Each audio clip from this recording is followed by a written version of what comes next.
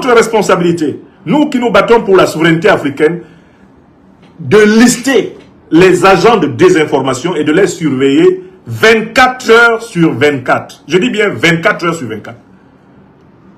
Des gens comme Serge Daniel Bobongdada, des gens comme Wassim Nasr, on doit avoir une cellule qui est chargée de savoir ce qu'ils ont publié tous les jours.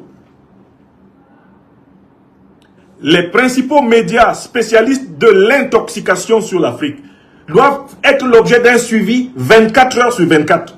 Il doit y avoir quelqu'un, des gens qui sont éveillés à toutes les heures pour savoir ce que ces gens-là disent, afin de leur porter l'estocade le plus tôt possible dans l'œuf. Quand ils commencent, il faut les frapper. Maintenant, on va entrer dans un sujet beaucoup plus historique, beaucoup plus ordinaire, beaucoup plus événementiel.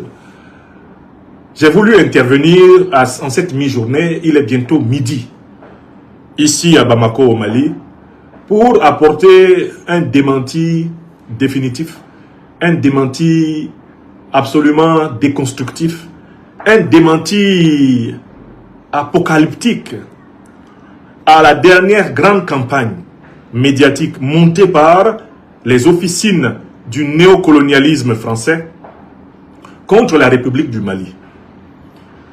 Vous vous souvenez qu'à la fin de l'année 2025, toute la presse néocolonialiste française et ses vassaux africains s'étaient acoquinés, attroupés sur le Mali, accroupis sur le Mali.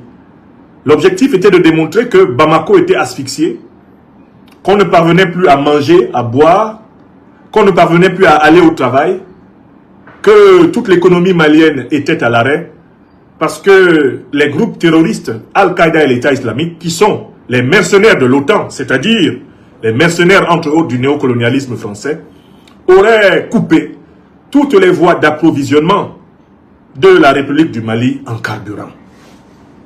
Pendant pratiquement 4 mois, le Mali a subi une guerre informationnelle terrible, organisée par la presse officielle française et ses vassales africaines.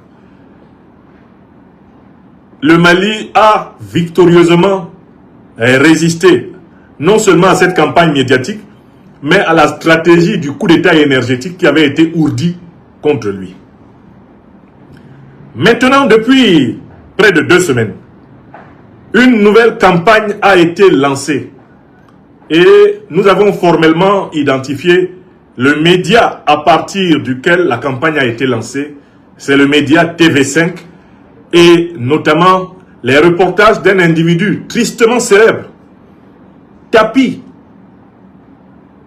à Dakar au Sénégal, à partir d'où il nuit à toute l'Afrique souveraine en lutte sous la protection des autorités ambiguës du Sénégal.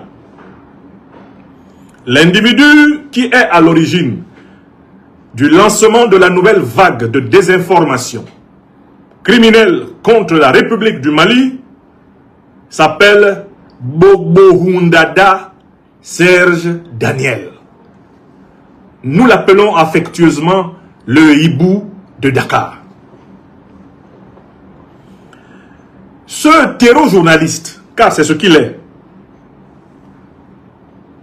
connu pour être l'un des secrétaires particuliers des principaux chefs des groupes terroristes qui ensanglantent l'Afrique. Il travaille en étroite intelligence avec le maître communicateur, le porte-parole attitré, le vuvuzela de l'impérial terrorisme organisé par le néocolonialisme français, à savoir Wassim Nasr. Bobongdada Serge Daniel, fils d'un diplomate béninois, a décidé de vendre son âme à la junte néocolonialiste française contre tous les peuples africains en lutte dans le cadre du quadruple programme. Départ total des troupes néocolonialistes françaises du sol africain, suppression de la monnaie criminelle du franc CFA, fin de l'ingérence française dans la désignation des dirigeants africains, et fin de la répression culturelle française contre les anciennes colonies et anciens territoires sous tutelle française d'Afrique.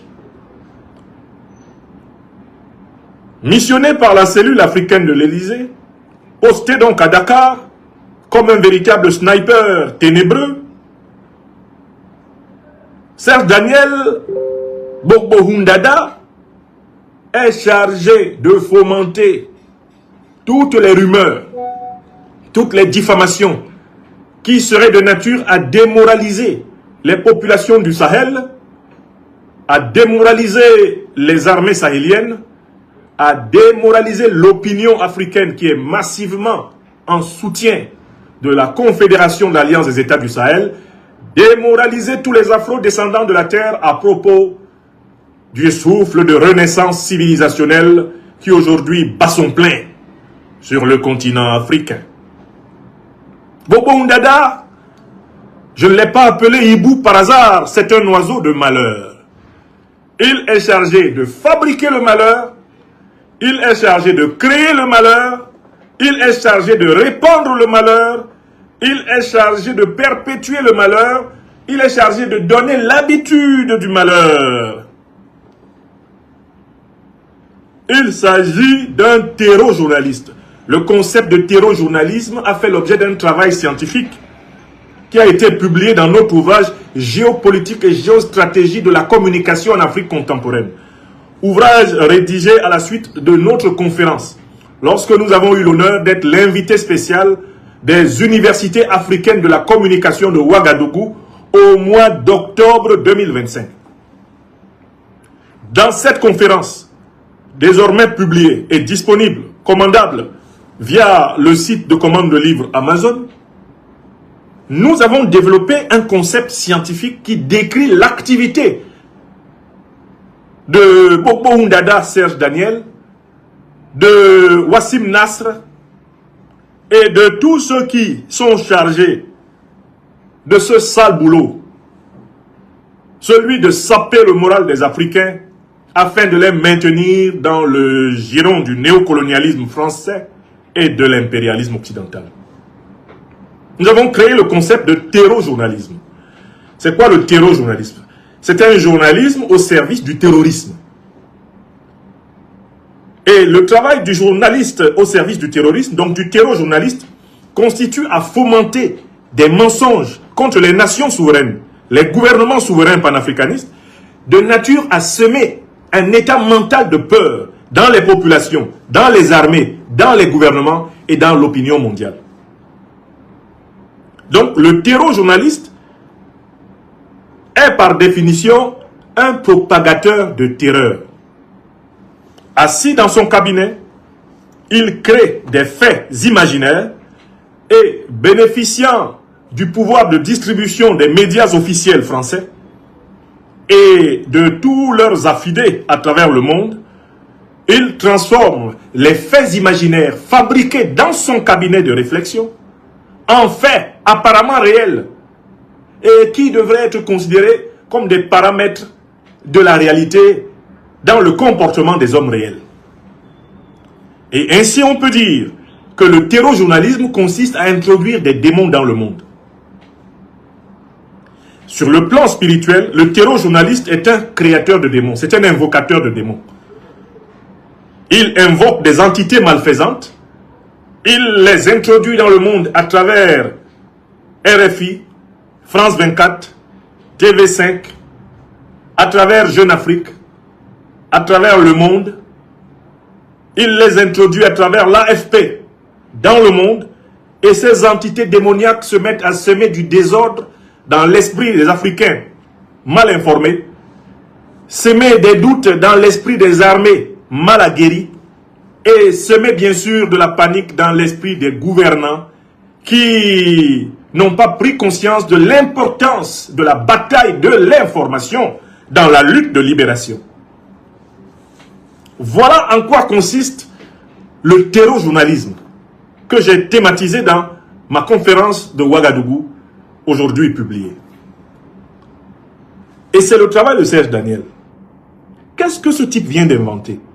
Ça fait 1 ou 2 semaines, tous les matins, j'ai vu apparaître une information apparente, mais qui n'a jamais été une information, selon laquelle le gouvernement du Mali aurait, en échange du lâcher-prise des terroristes sur les voies d'approvisionnement du carburant, libéré 100 terroristes des prisons maliennes. Astaghfirullah. Vous savez, quand on est, par exemple, à Paris ou à Rouen, et qu'on entend ces nouvelles diffusées par Bobo Hundada, Serge Daniel, diffusées par RFI, diffusées par France 24, diffusées par Sud-Ouest, diffusées par Le Monde, par Libération, par Jeune Afrique. Quand on est à Paris ou qu'on est à Washington, ou qu'on est, je ne sais pas, à Kinshasa, il y a une tentation forte d'intégrer ce type de pseudo-information dans le domaine de la réalité. Pourquoi? Mais parce qu'on n'est pas à Bamako, on n'est pas au Mali. On n'a pas l'avantage de ceux qui vivent sur le terrain, ceux qui sont au contact des institutions, ceux qui sont au courant de ce qui s'est décidé au tribunal aujourd'hui, de ce qui s'est décidé au Conseil des ministres aujourd'hui au Mali, ceux qui sont au courant des dernières informations que les services officiels de l'armée malienne ont délivrées. La plupart des Africains qui sont hors du Mali et qui ne travaillent pas sur des informations pertinentes à propos de ce qui se passe au Mali, se retrouvent ainsi intoxiqués a priori par le soupçon qu'il y aurait quelque chose qui s'est passé. Car il faut bien qu'il y ait quelque chose qui s'est passé pour qu'il y ait 30, 40, 50 médias qui répètent en boucle la même chose. Or, en réalité, dès le départ, il s'agit d'une invention criminelle de la cellule africaine de l'Élysée, d'une invention criminelle des renseignements généraux français, d'une invention criminelle des terror-journalistes français placés en embuscade un peu partout en Afrique pour nuire à l'appréciation de la réalité. Il s'agit d'une pure création, une pure fiction mentale de ces individus. Mais comme ils bénéficient de larges canaux de diffusion des informations, leur pire fiction, leur démon, se matérialise dans le monde sous la forme du doute, qui peut s'emparer de l'esprit des Africains du Canada, des États-Unis, du Mexique, d'Amérique latine, de l'esprit des Africains d'Europe, de l'esprit des Africains d'Asie, des Africains qui sont dans les îles des océans Atlantique et Indien, ou des Africains qui sont dans les autres pays en dehors du Mali. Sans oublier même certains Africains qui sont au Mali et qui ne font pas la peine, ne s'imposent pas la peine de savoir ce qui se passe réellement, c'est-à-dire d'aller à la source de l'information et qui se contentent de ce qu'ils ont entendu sur TikTok, entendu sur Facebook, vu sur Google, pour juger de ce qui se passe dans leur propre pays, alors même qu'en ouvrant clairement leurs propres yeux et en frappant à la bonne porte, ils peuvent avoir une information juste et équilibrée. Voilà pourquoi il faut faire très attention à ces campagnes démoniaques du terror-journalisme. Il ne faut pas les prendre à la légère. Et il ne faut pas tomber dans le panneau de certains de nos frères qui disent ils peuvent raconter ce qu'ils veulent, on s'en fout. Non! On ne doit jamais se foutre de ce qu'ils racontent, même si ce qu'ils racontent est faux. Car, en fait, dans le domaine de la guerre communicationnelle, ce n'est pas la vérité ou la fausseté de ce qui est raconté qui a un impact. C'est le degré de diffusion et d'impact de ce qui est raconté qui a un impact. Je recommence. Dans le domaine de la guerre informationnelle, ce n'est pas la vérité ou la fausseté de ce qui est diffusé qui a un impact, mais c'est l'impact même de ce qui est diffusé qui a un impact. Autrement dit, vous pouvez avoir raison, mais si vous menez une mauvaise politique de communication, du point de vue de l'opinion, vous aurez tort. Et vous pouvez avoir tort, et si vous menez une bonne politique de communication, du point de vue de l'opinion, vous pourriez avoir raison. Est-ce que vous comprenez? Donc il nous faut, nous, Africains, Africaines en lutte, que ce soit les populations civiles, les armées et les gouvernants, prendre très au sérieux la guerre informationnelle. Parce que la guerre informationnelle peut permettre à nos ennemis de fabriquer des réalités qui vont être considérées comme vraies par l'opinion. Et l'opinion pourrait se comporter en conséquence, alors même que nous avons la conviction personnelle, mais intérieure, la conviction un peu simpliste, que de toutes les façons, les gens savent que c'est faux. Non, les gens ne savent pas que c'est faux. Parce que les gens se font matraquer, les gens font marteler, les gens se font assommer par des informations fausses et répétitives. Et à force de répéter des faussetés, ces faussetés prennent une allure de vérité et elles se mettent à influencer le comportement des personnes. Donc, dans la guerre informationnelle, on ne néglige pas un certain type de rumeurs. On ne les laisse pas s'installer pendant 1-2 semaines avant de les démentir. Dès qu'on les voit se lever, il y a une cellule de veille qui les contre-attaque à la source. Non pas parce que ces rumeurs qui sont basées sur du faux vont devenir vraies, non, mais parce que l'effet qu'elles peuvent avoir sur l'opinion, eh bien, n'est pas celui qu'on croit. On peut défaire un gouvernement tout entier avec une rumeur savamment orchestrée. On peut mettre un pays à feu et à sang avec une rumeur savamment orchestrée. On peut justifier, vous avez vu les Américains le faire ces dernières décennies, on peut justifier les guerres les plus atroces en ventilant au départ une rumeur qu'on transforme en information apparente. Donc, nous devons prendre très au sérieux et mettre en situation de surveillance permanente la production des principaux agents d'intoxication que nous connaissons. C'est notre responsabilité, nous qui nous battons pour la souveraineté africaine, de lister les agents de désinformation et de les surveiller 24 heures sur 24. Je dis bien 24 heures sur 24. Des gens comme Serge Daniel Bobongdada, des gens comme Wassim Nasr, on doit avoir une cellule qui est chargée de savoir ce qu'ils ont publié tous les jours. Les principaux médias spécialistes de l'intoxication sur l'Afrique doivent être l'objet d'un suivi 24 heures sur 24. Il doit y avoir quelqu'un, des gens qui sont éveillés à toutes les heures pour savoir ce que ces gens-là disent, afin de leur porter l'estocade le plus tôt possible dans l'œuf. Quand ils commencent, il faut les frapper.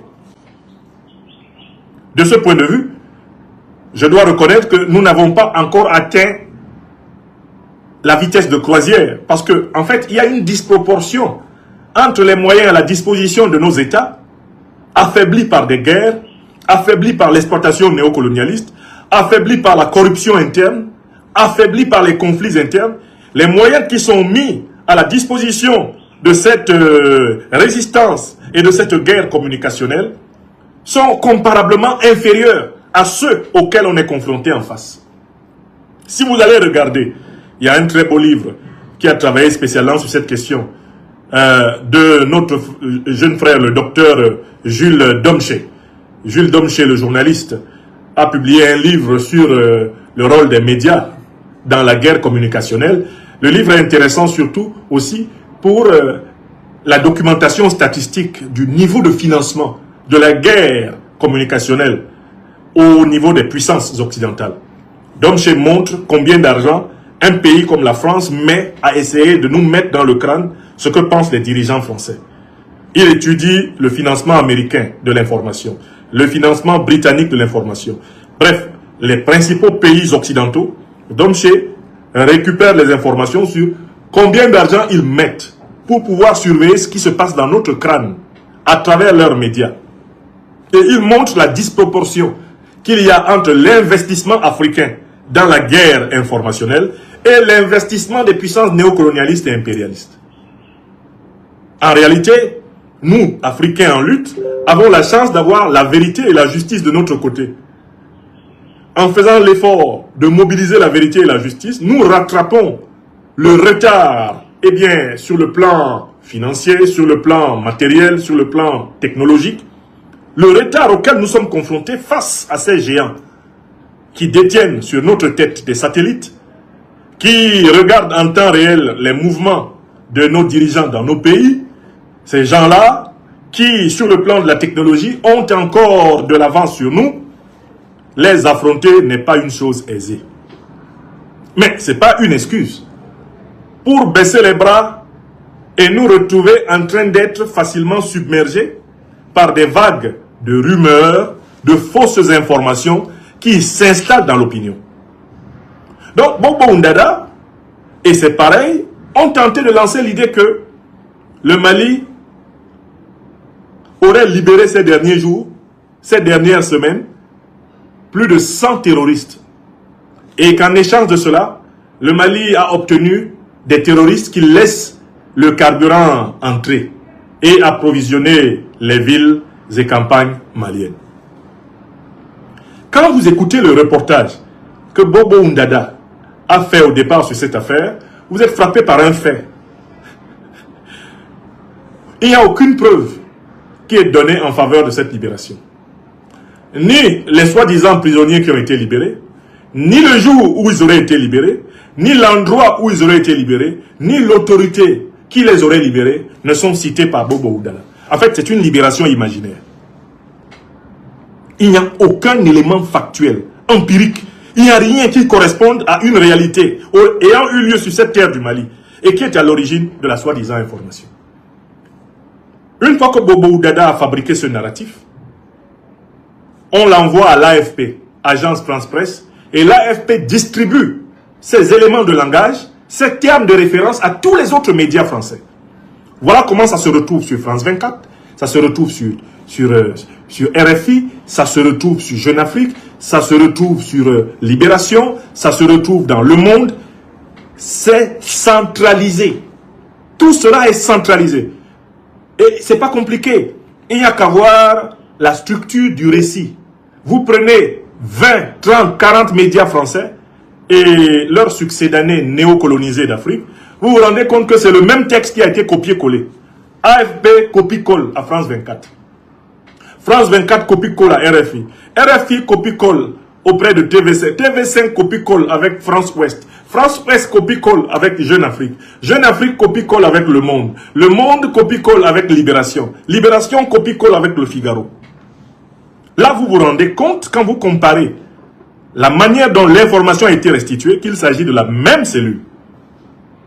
Et cela me rappelle une anecdote liée à l'un des films les plus célèbres de l'histoire du cinéma paranormal occidental, L'Exorciste de William Friedkin. Dans ce film, L'Exorciste, il y a une petite fille qui s'appelle Regan, petite fille d'une famille bourgeoise américaine, qui s'amuse dans la cave de la maison de ses parents à invoquer les démons en utilisant une table de divination de Ouija. Cette petite fille-là, à un moment donné, est possédée par un démon qu'elle nomme du nom de Capitaine Audi. Et le comportement de l'enfant, qui a une douzaine d'années, va se dégrader. Elle va vraiment devenir une psychotique complète, avec consommation de matière fécale, dérives sexuelles grivoises, agressivité, et même avec des performances physiques surnaturelles. Bon, on décide de soigner la petite Regan. On l'amène à l'hôpital, on fait tous les examens du corps, on se rend compte que son corps se porte bien, elle n'a pas de problème biologique. Jusque dans le cerveau, aucune lésion. On amène la petite Regan, cette fois-ci chez les psychologues, les psychiatres et les psychanalystes, pour voir s'il n'y a pas eu un problème dans son passé mental qui serait à l'origine de son désordre comportemental absolument effrayant. Eh bien, elle passe chez les psychologues, elle passe chez les psychiatres, elle passe chez un psychanalyste et échec. On ne réussit pas à trouver dans le passé psychique de Regan la névrose ou en tout cas le trauma qui serait à l'origine de la perturbation de son comportement. Voilà comment les médecins, eh bien, de guerre lasse, finissent par conseiller à la mère de Regan d'aller voir un exorciste, un prêtre catholique qui sera capable de chasser éventuellement les esprits, les démons qui posséderaient la petite fille. Et c'est la dernière partie du film qui commence comme cela. Un premier exorciste arrive, il s'appelle le père Carras. Mais Carras a des doutes. Il a perdu une partie de sa foi à cause de sa formation philosophique et scientifique de jésuite. Alors Carras l'église fait venir un père beaucoup plus expérimenté, le père Mérine, qui est connu pour avoir combattu le diable, eh bien, en Afrique, en Asie, et même qui revient d'un duel avec Satan dans le nord de l'Irak, en Mésopotamie. Quand le père Mérine arrive dans la maison où se trouve la petite possédée, eh bien, Regan, le père Carras l'accueille en lui disant « Prenez votre temps, je vais vous expliquer. Il y a plusieurs sortes eh bien, de personnalités qui sont à l'intérieur de la petite Regan. on peut faire l'hypothèse que c'est peut-être plusieurs sortes d'esprits qui la possèdent. La réponse célèbre du père Mérine est très utile pour comprendre la guerre informationnelle qui est imposée à l'Afrique. Mérine dit au père Karas, il n'y a qu'une seule entité derrière toutes ces manifestations. Il n'y a qu'une seule entité derrière toutes ces manifestations. Et cette entité, c'est Satan en personne. La manière de se manifester de Satan, c'est qu'il aime utiliser plusieurs visages. Il aime donner l'impression qu'il est nombreux. Mais en fait, il n'y a que lui, l'esprit du mal. Sa manière inimitable de s'asseoir, c'est qu'il multiplie ses visages pour donner l'impression de représenter une multitude, alors que c'est toujours lui et toujours lui. Quand il y a une attaque informationnelle contre l'Afrique, notamment les pays souverainistes africains, les pays de l'AES, quand il y a une attaque informationnelle contre le Mali, vous montez, vous descendez, ça vient de Paris. Mais ils vont essayer de présenter cela comme une attaque de la Deutsche Welle, une attaque de Reuters, une attaque de Jeune Afrique. On va essayer de présenter cela comme une attaque du quotidien Libération. Oh, c'est sorti dans le Figaro. Non. C'est le néocolonialisme français qui a décidé la perte du gouvernement panafricaniste du Mali. Pourquoi? Parce que ce gouvernement a inauguré le délogement de l'occupation néocolonialiste française en Afrique de l'Ouest. C'est d'ici à Bamako au Mali qu'est parti le bon exemple, qui a embrasé Ouagadougou, embrasé Niamey, embrasé même à un moment donné N'Djamena, et qui aujourd'hui obnubile toute l'Afrique. Donc nous qui savons que Satan est un, et que la multiplicité de ses visages ne doit pas nous distraire, nous n'avons aucun mal, quand nous lisons quelque chose dans le monde, à reconnaître que c'est la même chose qui est dans Jeune Afrique, que c'est la même chose qui est dans Le Parisien, que c'est la même chose qui est dans RFI, que c'est la même chose qui est dans TV5, dans France 24, que c'est la même chose qu'on a glissé dans la Deutsche Welle, dans la Voix de l'Amérique et dans les médias des pays qui sont encore tenus par des dictateurs fantoches de la France-Afrique. C'est la même chose. Et tout cela vient d'un seul et même esprit négatif et satanique qui s'évertue à empêcher la libération africaine. C'est l'esprit du néocolonialisme français qui est lui-même connecté à l'esprit de l'impérialisme occidental. Et tous ces esprits-là renvoient essentiellement au principe ténébreux du diviser pour mieux régner, qui est la définition même de Satan. C'est l'esprit de l'antéchrist. C'est l'esprit de l'anti-Dieu. C'est l'esprit de l'anti-tradition qui est aujourd'hui au summum de l'Occident et qui se manifeste par une oligarchie hyper perverse dont l'île d'Epstein s'est révélé le paradis infernal sur terre. C'est le même esprit. Nous, on ne nous distrait pas. Nous savons à qui nous avons affaire. Nous avons affaire à l'ensemble des adorateurs du veau d'or. Nous avons affaire à ceux qui, dans la vie de tous les jours, dans leur manière d'être avec les gens, appliquent le principe satanique. Diviser pour mieux régner. Multiplier des faux visages, uniquement pour s'accaparer de ce qui n'est pas à soi. Car Satan n'est pas que calomniateur, il est diviseur, il est usurpateur. Il est essentiellement consacré à attirer l'âme humaine à la vie dans le mal. Il y a un très beau livre d'un philosophe français qui s'appelle René Girard, intitulé « Je vois Satan venir dans un éclair ». Dans ce livre, le philosophe français René Girard étudie le mécanisme psychologique, le mécanisme spirituel, ténébreux, qui gouverne à la politique des puissances impérialistes. C'est le principe de la division, c'est le principe qu'il appelle le principe de Satan. Je vous invite à lire le livre de René Girard. L'instrumentalisation, la bouc émissarisation, ce sont les méthodes de Satan. Les méthodes de Satan. Donc, il se trouve que je suis là, à Bamako, ici, dans la capitale de l'Afrique des libertés. Et je vous dis qu'à aucun moment, ici à Bamako, dans aucun lieu officiel dans aucune institution de ce pays, il n'a été question de libérer les terroristes. L'armée malienne est au combat, jours et nuits.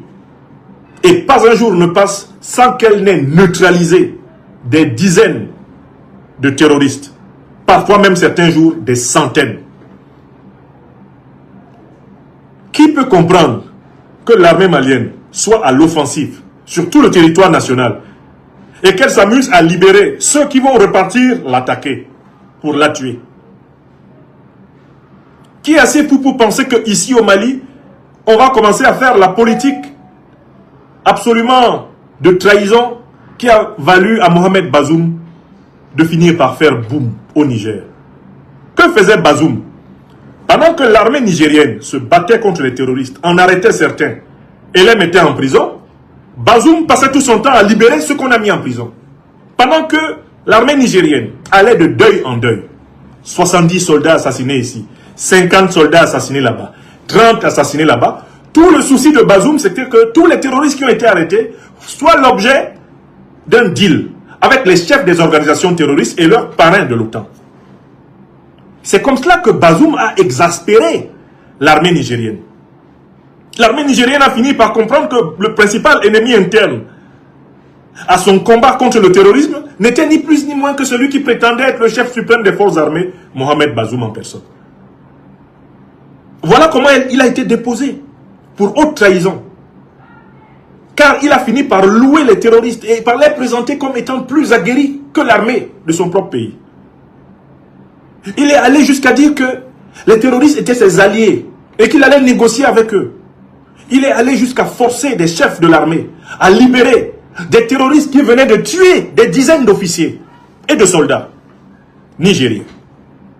Alors, qui est assez fou pour penser que le Mali, qui est à l'avant-garde et qui a montré le chemin dans toute cette Afrique subsaharienne du combat efficace contre le terrorisme, qui peut croire que le Mali, dont l'armée est sur le terrain, dont l'armée est la maîtresse du territoire national, puisse se permettre de libérer dans son dos des individus qui ont assassiné des civils, assassiné des soldats, assassiné des officiers, pour permettre à l'OTAN, et notamment au néocolonialisme français, de recontrôler les richesses faramineuses de cette terre. Vous voyez, l'armée malienne, là, avec les sacrifices qu'elle consent, se permettre de caresser les terroristes dans le sens du poil. Mais pourquoi écraserait-on 40 terroristes près de Niono si on va en libérer 100? À quoi servirait-il donc de combattre les terroristes si c'est pour les amener en prison, les nourrir et quand ils vont mieux, les remettre dans la nature pour qu'ils reprennent leur combat? À quoi cela servirait-il? Donc, Serge Daniel Bobo Dada et toute la propagande néocolonialiste française ont tenté d'imposer une absurdité à l'opinion.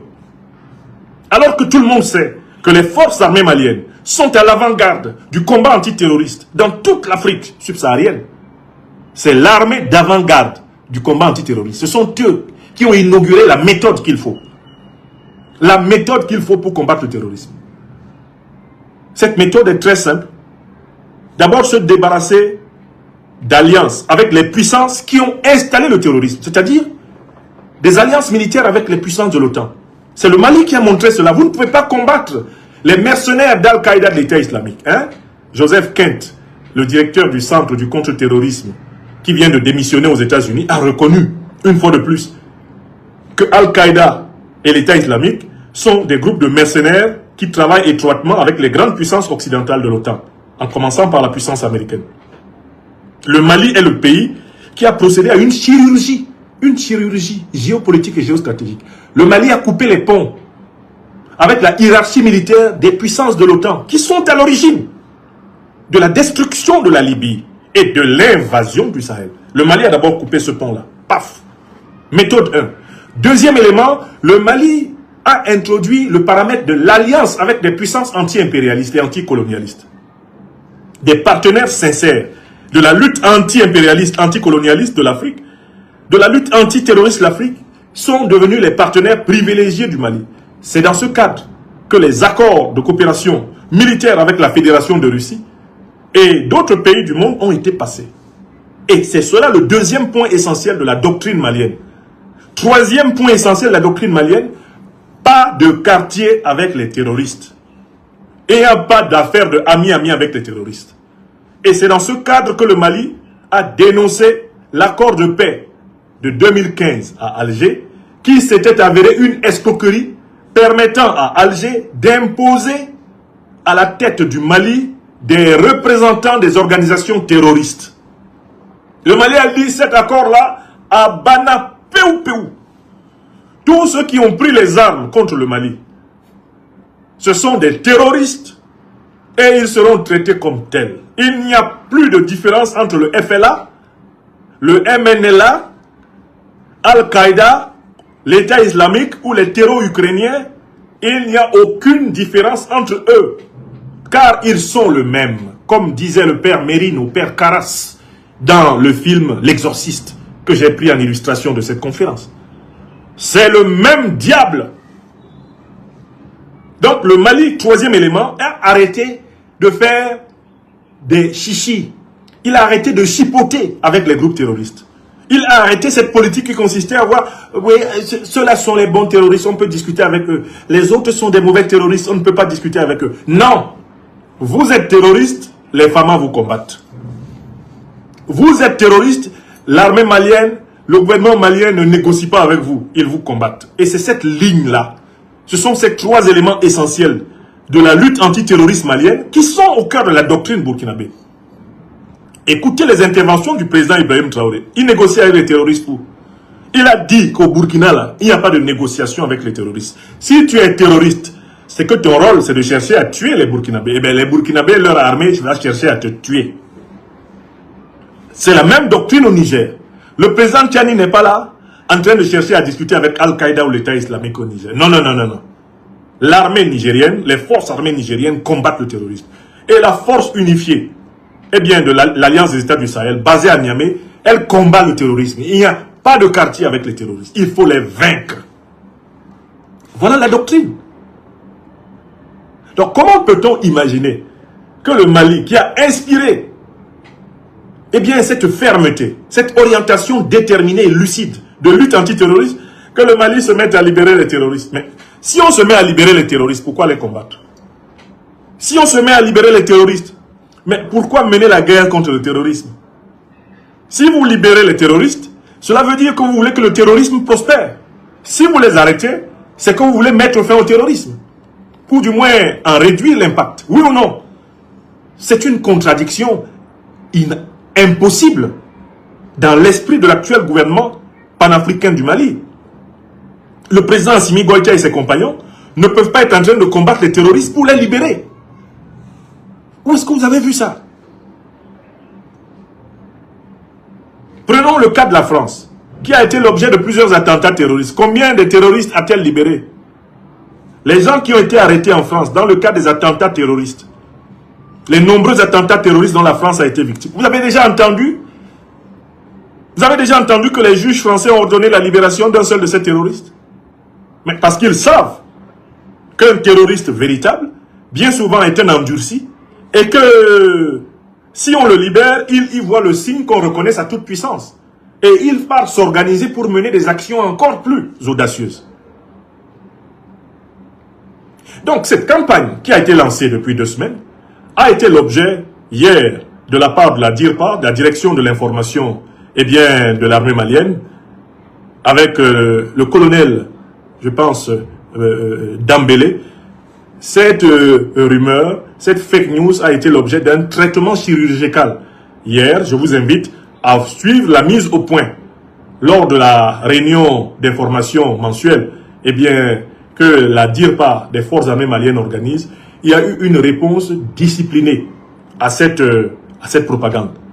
Mais l'expérience nous apprend que l'on doit mettre sous surveillance médiatique, permanente, eh bien, les principales sources de désinformation connues contre le Mali. Et qu'il ne faut même plus leur laisser 2 semaines. Il ne faut pas leur laisser 2 semaines. Parce qu'ils ont eu le temps d'installer le doute dans certains esprits. Parce qu'on n'a pas suffisamment su les étouffer dans l'œuf. La leçon qu'il faut tirer de cette affaire, c'est qu'il faut les étouffer dans l'œuf.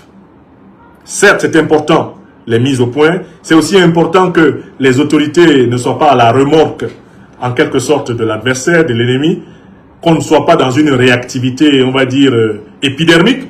Mais sur le terrain de la communication, de la guerre communicationnelle, ça n'attend pas. La règle, c'est que le mensonge est publié à midi. À midi 1, le démenti est publié. Le faux est dit à 15h. À 15h, 1 minute, le démenti est publié. Dans le domaine de la guerre informationnelle, c'est ça la règle. Nous ne sommes pas à l'époque de Gutenberg, lorsque les médias étaient essentiellement des médias écrits, des médias papier, ou à l'époque de Hertz, l'époque de la radio. Non, nous sommes à l'époque, eh bien, de la révolution numérique, qui est en même temps une révolution audiovisuelle. Nous sommes à l'époque de l'intelligence artificielle. Donc il faut faire très attention, car les images ont acquis un pouvoir énorme. Et la manipulation des images a également, eh bien, atteint un niveau de sophistication énorme. On ne peut plus se permettre de laisser courir des choses fausses dans l'opinion pendant 2 semaines. C'est imprudent de notre part. On doit étouffer dans l'œuf. Et il doit y avoir des gens qui sont là. Leur rôle, c'est de dire, ça a commencé là-bas. On étouffe dans l'œuf. C'est exactement ce que les forces armées maliennes font avec les terroristes. Grâce à la surveillance aérienne, dès qu'il y a un regroupement terroriste quelque part, paf, l'armée décolle. Ça doit être pareil sur le terrain de l'information. L'armée informationnelle malienne, l'armée informationnelle de l'AES doit avoir une capacité de décollage immédiat, comparable à l'armée militaire. Ça, c'est la recommandation du serviteur de l'Afrique des libertés que je suis.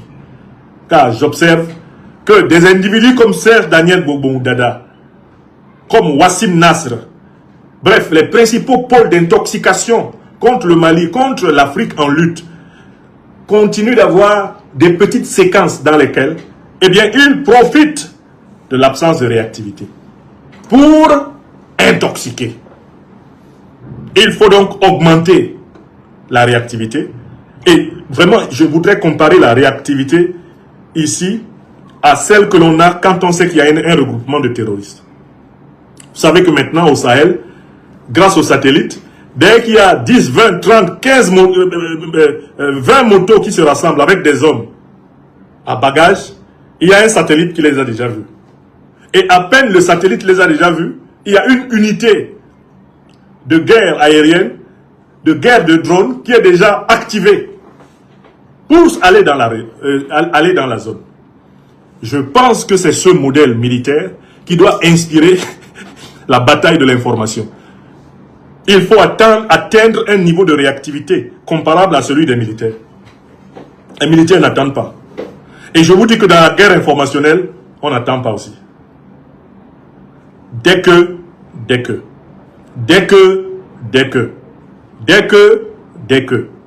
voilà ce que je souhaite pour l'Afrique souveraine, voilà ce que je souhaite pour le Mali, voilà ce que je souhaite pour l'Alliance des États du Sahel. En ce 31 mars 2026, que nous continuions à augmenter la spontanéité et la puissance de notre réactivité sur le terrain extrêmement crucial de la guerre informationnelle. Le colonel Dambélé a souligné la gravité de cette guerre qui est menée contre le Mali. Eh bien, cette guerre est tellement grave. Pourquoi? Parce qu'elle consiste à contrôler mentalement les populations. Celui qui contrôle le mental d'une population peut faire agir cette population en fonction de ses intérêts. Alors, la surveillance du mental des populations passe aussi par l'extinction, l'écrasement rapide, par anticipation, des sources d'intoxication. Il ne faut pas se contenter de dire « on s'en fout de ce qu'ils disent ». Ça, c'est la pire des postures. Il ne faut pas s'en foutre de ce qu'ils disent. Il faut prendre conscience de l'impact de ce qu'ils disent. C'est l'impact de ce qu'ils disent qui fait qu'il faut anticiper. À peine l'ont-ils dit, ils doivent être contredits. Ils doivent être contredits. Il ne faut pas les laisser s'installer dans l'illusion d'occuper les esprits, même pendant 2 jours, même pendant 1 jour, avec une fausse information. Voilà le niveau auquel nous pouvons nous situer et j'ai confiance. Il y a dans l'Alliance des États du Sahel une grande volonté en ce sens de toutes les façons, en matière de communication antiterroriste, l'AES est la championne d'Afrique. Championne d'Afrique de la communication antiterroriste. L'Alliance des États du Sahel, le Mali, le Burkina Faso et le Niger sont les 3 pays qui montrent comment on communique contre le terrorisme. Mais cela ne nous empêche pas de devoir continuer à progresser. Car en face, eux, ils n'arrêtent pas. Et ils ont des moyens énormes.